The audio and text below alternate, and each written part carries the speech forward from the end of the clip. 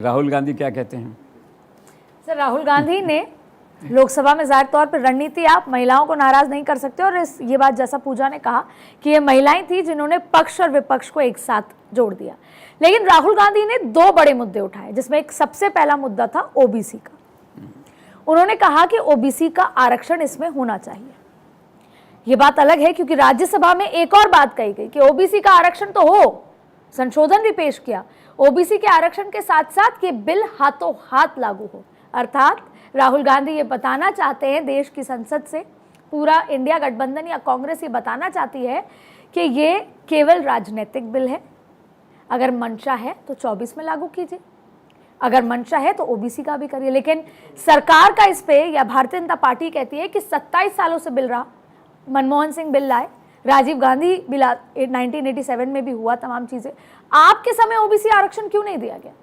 हालांकि उन्होंने आज इसका अफसोस जताया, लेकिन दो बड़े मुद्दे जो आज संसद से उठे हैं, लेकिन ये 2024 तक घर घर इंडिया गठबंधन कांग्रेस लेकर जाएगी। तो क्यों कह रहे हैं कि तुरंत इसको लागू करना चाहिए, जनगणना की प्रतीक्षा नहीं होनी चाहिए, परिसीमन की प्रतीक्षा नहीं होनी चाहिए? सर, ये बहुत इंपॉर्टेंट एंगल है क्योंकि ये जो बिल है इसके दो एस्पेक्ट है, एक कॉन्स्टिट्यूशनल एस्पेक्ट है, एक इसका राजनीतिक एस्पेक्ट है।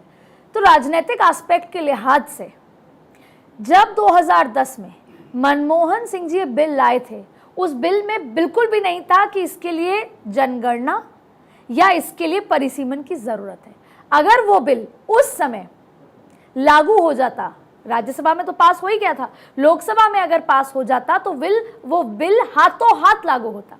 लेकिन इस बिल में क्या फर्क है? इस बिल ये कहता है कि इस बिल में पहले CAA होगा, फिर इसमें परिसीमन होगा, जनगणना होगी, तमाम चीज़ों के बाद ये बिल होगा। यानी लगभग 2029 के बाद 32 भी आ सकता है, 36 भी आ सकता है। तो ये इसके पीछे राजनीतिक मंशा बताई जा रही है कि इसको लपेट कर पेश किया गया है, क्योंकि महिलाएं इतनी सशक्त हैं कि वोट शेयर में भी वो इतनी आगे बढ़ गई हैं। और कहीं ना कहीं सर्वे ये भी बताता है कि वोट शेयर के लिहाज से भारतीय जनता पार्टी को महिलाएं वोट दे रही हैं।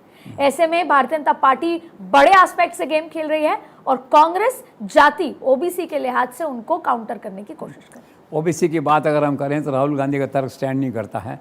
मैक्सिमम रिप्रेजेंटेशन ओबीसी का भाजपा के पास है, 29%। आई थिंक 84 सीट्स हैं ओबीसी की भाजपा के पास हैं, दैट वे जो है, तो तर्क स्टैंड नहीं करता उनका जो है। और अमित शाह ने ठीक कहा उसके अंदर कि हमारा तो प्रधानमंत्री ओबीसी का है, नरेंद्र मोदी, आपका प्रधानमंत्री कहाँ था ओबीसी का? तो ये जो वॉर चला है, आपको क्या लगता है आगे चल के ये मुद्दा मोमेंटम गेन कर सकता है कांग्रेस या अपोजिशन के फेवर में कि ओबीसी का जो इश्यू आपने टैकल नहीं किया? ऐसा कुछ लगता है? सर, कांग्रेस, इंडिया गठबंधन, उनके पास अगर 2024 तक कोई एक कार्ड है तो वो ओबीसी है। और वो इसी कार्ड के सारे, कांग्रेस ने अपनी रणनीति बदली। पहले, आज से पहले वाली कांग्रेस मुसलमान वोट, मुसलमान महिला, उनके आरक्षण की बात करती थी। इस बार कोई ऐसी बात नहीं है, ओवैसी के अलावा किसी ने ऐसी बात नहीं की, ओबीसी पकड़ा।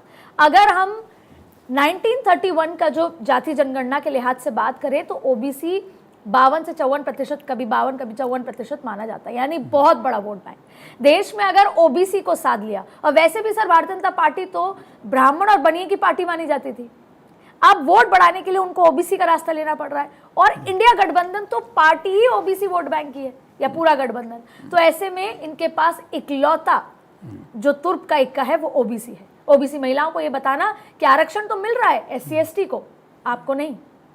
तो एक ओबीसी ही माध्यम है। हालांकि उनके पास बड़ा ब्रह्मास्त्र है महिलाओं का, लेकिन अब इंडिया गठबंधन कांग्रेस दो चीजें करने वाला है। हर प्लेटफॉर्म पर ओबीसी फैक्टर पे कार्ड खेला जाएगा, बैकफुट पे लाया जाएगा, और दूसरा, महिलाओं को ये बताया जाएगा कि ये हाथों हाथ लागू नहीं हो रहा, ये लागू होने की मंशा से नहीं लाया गया, ये केवल राजनीतिक मंशा से लाया। आपको ऐसा नहीं लगता इसके अंदर कि ये जो ओबीसी की बात हो रही है आगे जा कर के, तो ये मुद्दा कहीं पॉलिटिकली गेन करे आगे जाके? अगर वैसे देखा जाए ओबीसी का, तो जो कोटा विद इन कोटा है जो अमित शाह मोदी करना चाहते हैं, वो क्या कंसेप्ट है फिर, उसका हिस्से क्या है?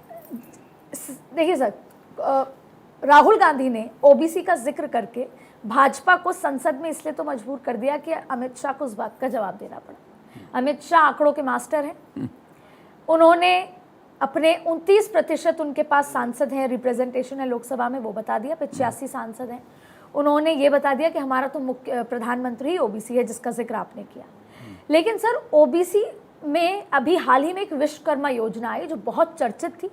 विश्वकर्मा में जिन जिन लोगों को लोन दिया जा रहा है, ट्रेनिंग दी जा रही है, पैसे दिए जा रहे हैं, तमाम सुविधाएं दी जा रही है, वो पूरा का पूरा वर्ग ओबीसी है।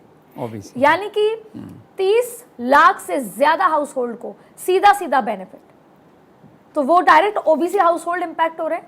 तो भारतीय जनता पार्टी या नरेंद्र मोदी अमित शाह की पार्टी इतनी दूरगामी या दूरदर्शी है कि ये कार्ड खेलने से पहले उन्होंने वो खेला। और सबसे बड़ा सवाल है कि अगर इतना ही आज ओबीसी प्यार है आपको, आप तो शुरुआत से ओबीसी वोट बैंक के साथ थे, तो आपने तब क्यों नहीं लागू किया? आपसे मतलब कांग्रेस ने तब क्यों नहीं लागू किया? लेकिन सर ये लड़ाई दूर तक जाएगी। इसमें दो एंगल है, एक दक्षिण की लड़ाई, दक्षिण को ये लग रहा है कि नॉर्थ से वो छिटक जाएंगे, पावर कम हो जाएगी, एक ये लड़ाई, और एक ओबीसी की लड़ाई घर घर तक इंडिया गठबंधन लेकर जाएगा। आज अफसोस कहा राहुल गांधी ने, अफसोस कहने के बाद अब ये ओबीसी जो वोट फैक्टर है इसको घर घर तक लेकर जाएंगे भारतीय जनता पार्टी के खिलाफ। अब आपने जिक्र किया कि कोटा में कोटा क्या है, एक रोहिणी कमीशन रिपोर्ट तैयार हुई है। ओबीसी को जितने प्रतिशत वोट मिलता है उसको ठीक तरीके से अलाइन करने के लिए ये रिपोर्ट होगी कि हर वर्ग, ओबीसी में 2500 जातियां हैं, अक्सर ये देखा जाता है जो ऊपर की जातियां हैं उन्हीं में कोटा डिस्ट्रीब्यूट होकर रह जाता है। तो अब इस कोटे के माध्यम से जो सबसे नीचे तबके में हम मानते हैं उसको भी आरक्षण का फायदा मिलेगा। तो अगर रोहिणी कमीशन रिपोर्ट पहुंच जाती है तो इसका सीधा सीधा टारगेट ओबीसी वोटर्स होंगे और उनको लगेगा कि एक बार फिर प्रधानमंत्री मोदी ने विश्वकर्मा के बाद हमारी सुध ली, उस तरह से जो है। तो काउंटर तैयार है भारतीय जनता पार्टी के पास, लेकिन कांग्रेस का एक ही तुप का इक्का है, ओबीसी आरक्षण, ओबीसी महिला और ओबीसी वोट बैंक। वाह, गुड।